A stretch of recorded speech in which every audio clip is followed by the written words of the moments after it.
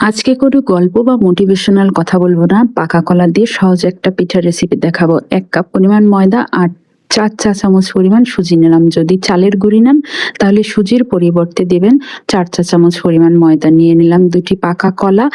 এবারে হচ্ছে এই কলা খুব সুন্দরভাবে ম্যাশ করে নেব। খুব সুন্দরভাবে ম্যাশ করে নেব, পানি দেব না।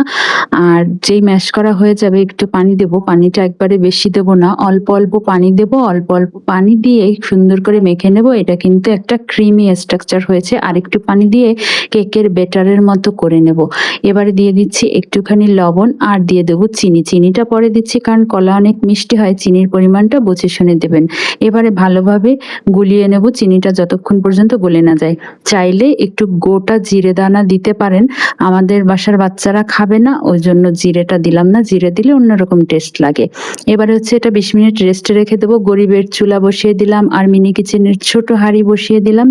এবার সয়াবিন তেল ঢেলে দিলাম। তেলটা গরম হওয়া পর্যন্ত অপেক্ষা করব। হাত দিয়ে এভাবে একটু চেক করে নেব।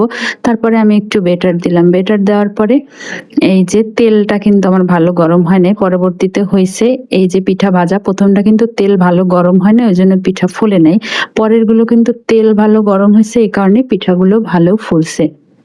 এবারে হচ্ছে একে একে সবগুলো পিঠা আমি ভেজে নিলাম। ভেজে নেওয়ার পরে যা হলো, এই যে দেখেন, ক্যামেরা লাইটিং এর কারণে দেখাচ্ছে কি পুড়ে গেছে, আসলে পুড়ে নাই। কালার গুলো সুন্দর, এটা লাইটিং এর কারণে ডিপ আসছে কালার।